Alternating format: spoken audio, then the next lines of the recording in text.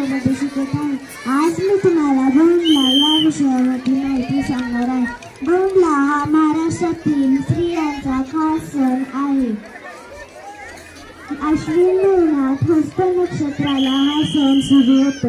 नवरात्रीच्या काळात हा सण विशेष उत्सवात आणि आनंदात साजरा केला जातो।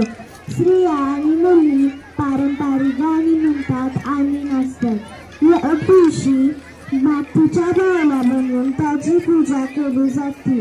गोंडला आपल्या संस्कृतीचा भाग आहे।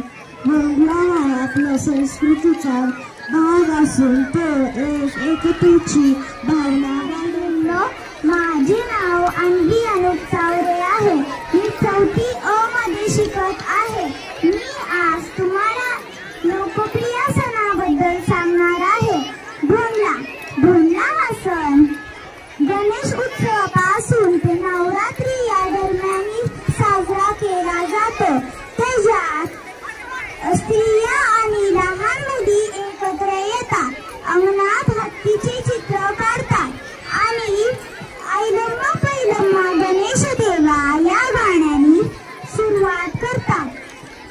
सगळं झाल्यानंतर एक खेळ खेळला जातो, तो म्हणजे खिळा